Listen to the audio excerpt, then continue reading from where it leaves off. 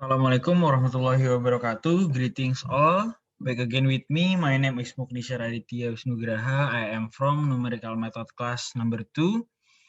So in this video, I am going to explain about my analysis and my result about my final project that I have been explained to you guys about my synopsis in the previous video.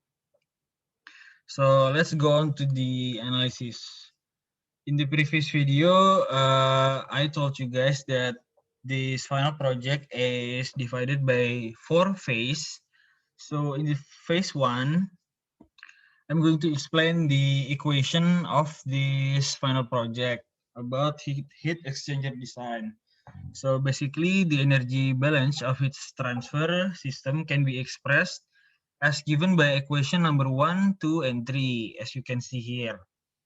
And where the MH represent the mass of higher temperature liquid, the MC is mass of lower temperature liquid, and Cp is conduction coefficient or specific heat capacity of the material. Txy refers to the temperatures and initial and final in hot and cold conditions liquid. And finally, the QH and QC refer to the quantities of heat transfer from hot to cold liquid. In theory, the system with the heat transferring from a hot fluid to a cold fluid is not a equilibrium because the resistance and losses in the form of wall fouling. And the amount of the transfer from the hotter fluid to the colder fluid have been assumed to be equal as given by the equation number 3. Where so you can see here the equation number 4 to define the heat transfer rate or QH, where A is heat transfer surface area in meter square, U is overall heat transfer coefficient, and delta TLM is logarithmic mean temperature difference. Generally, overall heat transfer coefficient and particular heat limit are viewed as a consistent for the heat exchangers. In genuine practice, these values can change. It's relying on the limit. It's relying on the liquid's properties and temperatures. It is observed that particular heat limit of numerous modern fluids, for instance water, stays steady for a range temperatures. And logarithmic mean temperature difference, LMTD, need to be calculated. LMTD is logarithmic average of temperature difference, and it is used in heat exchanger analysis and design for a better heat transfer. The general concept of the transfer of high temperature exchangers is the capacity of heat exchanging over different resistance. It relies on the properties of the processed liquids, steam rates, geometrical arrangement, and the temperature of the heat exchangers. Overall, heat transfer coefficient, U, includes individual heat transfer coefficient of each stream and the pipe material resistance as defined by the equation number 5. We are moving to the phase 2. This phase 2, the design begins with the building, curve geometry, and mesh for displaying the area. So geometry is simplified for CFD studies. Meshing is discretization of the space into small areas so that the mathematical rules are iterative. Technique could be applied. And for the design presented in this figure besides, straight line tube shape is changed to rectangular profile. The idea of changing the medium shape is to place all the inner tubes in one row. Initially, a mesh was generated with exact numbers of these cells, and this mesh only contained quad cells. It is very necessary to restructure the mesh to reduce the numerical diffusion. Consequently, a fine mesh independent model is generated with the exact number of shells. When the contours of from the coarser mesh and fine mesh are analyzed, it was shown that fine mesh resolve better in a region of high pressure and temperature gradients compared to coarser mesh. Thus, to get the better estimation of pressure drop and heat transfer, a fine mesh method is adopted. So in this slide, you can see the table number 3, dimension of the selected geometry and initial conditions. It is actually the basic parameters and the values. So the simulation were run utilizing one flow condition. The hot gases entered from the left top of the heat exchanger with a uniform velocity of 1.8 meter per second and Reynolds number of 2390.58. From the previous figures, the magnitude of the velocity vectors were indicated by color scale and the length. There is no reverse flow in this design solution. The hot gaseous fluid is flowing in the positive X direction, which has inlet on the left and outlet on the right. And the friction of the hot gases was occurring on the wall of the coolant pipe, and thus velocity, the hot gases fluid reduced through the medium as shown as the figure 4. The blue-orange color of the arrow is where the fluid near pipe wall region has reduced velocity. This is the figure number 4. You can see. And running to the phase number 3. So you can see here figure number 3 is the velocity vector at inlet and outlet colored by velocity magnitude. So the simulation were conducted for 3 cases. In the first case, 9 cooling pipes were used. Second case had 11, while the last case has 13 cooling pipes. In each of the cases, where we further manipulated design parameters. And there were 3 different sizes of the coolant pipe diameters. The first one is 0.0146 meter.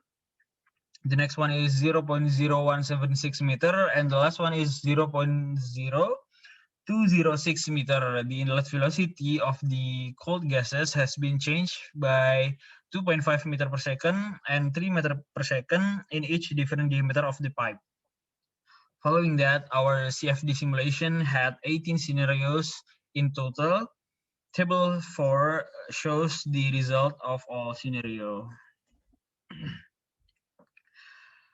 And from this figure 4, we can see from the table that the efficiency was slightly improved from 24% to 25.71% when the inlet velocity of the cold fluid has increased.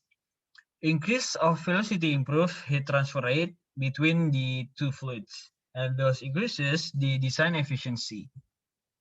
Efficiency of the scenario number 1 compared with the scenario number 7 increased from 24% to 28.8% through the different number of cooling pipes. The efficiency was increased from 24% to 33.23% due to increase in diameter of the pipe, which is resulted in the increase of heat transfer surface area. In a nutshell, the efficiency can be improved by increasing the diameter of the pipe, then increasing the velocity of the cooling fluid. The scenario number 18 has the highest efficiency. You can see here the table number 4 as we talk about the result of all scenarios here. There is 3 cases with 18 scenario, and this is the result. Moving on to phase number 4, we are going to analyze the result and compare the result of our simulation. The graph in figure 5 shows the comparison between the most efficient new CFD scenarios with existing results shown in table 2. We can see that the outlet here The outlet temperature of CFD cold gases is slightly higher than CS is case study number three, cold gases, being 306.5 Kelvin and 303.5 Kelvin is respectively. The outlet temperature of CFD hot gases in comparison to case study number three, hot gases is marginally lower, is 306.5 Kelvin to 310 Kelvin. CFD design results have an efficiency of 73.33% as opposed to the case study number three result that have an efficiency of 36.6%. You can see here in the y-axis is the static temperature with Kelvin, and the x-axis is the pipe displacement. Actually, this is the comparison. So this is the graph of static temperature versus the pipe displacement. So we have compared the existing case. And finally, this is the finalized 3D design of the heat exchanger. Figure 6 shows the final and optimal design of the heat exchanger, which was selected based on investigation of all the scenario, exactly 18 scenario, as shown in the table 5. Table 5, where is table 5? This is table 5. Number of coolant tubes is increasing from 9 to 13, while the outer diameter of tubes is increased from 15.6 millimeters to 21.6 millimeter compared to the original heat exchanger design. So you can see here the number of tubes is 13. This is the dimensions of the finalized design, the most optimal design. So the total length is 5850. The tube thickness is 0.5. The tube outer diameters is 21.6. Spacing between the tube is 52. The medium size is 680.4 times 30 times 5,850. And the type of heat exchanger flow is counterflow. Material used is copper. Hot gases is air, and cold gases is air. So from this final project, after we analyze and we comparing the results, I have the conclusion.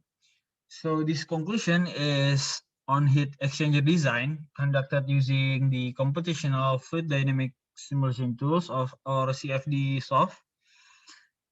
The design investigation was based on three key parameters, that is number of coolant pipes, diameters of pipe, and inlet velocity of the cold gases. Various heat exchanger design solutions were analyzed by the CFD simulation, and the results were compared to existing cases. Based on the overall results, diameter of the coolant pipe is the most effective or optimal factor that should be considered in order to optimizing efficiency of a heat exchanger. This is logical since the increase in diameter significantly expand the heat transfer area. There are several recommendations actually that could be applied in order to optimize the design solution in the future. First of all, temperature distribution and the uniformity of heated surface should be further investigated. Secondly, in-depth study on the effects of coolant pipe thickness on efficiency of the heat exchanger should be conducted. Then there is research on the effects from different medium shapes and volumes. And finally, there is prototyping of the optimal design and obtaining real application results by conducting the experimental work. So that is my analysis and my result of my final project. I am hoping that my final project can be beneficial to you all who is watching this video. I want to thank you, my lecturer, Mr. Dai, for teaching me after the midterm. I hope we all get the benefit from numerical method class. That is all from me. I'm sorry for all my mistakes. Assalamualaikum warahmatullahi wabarakatuh.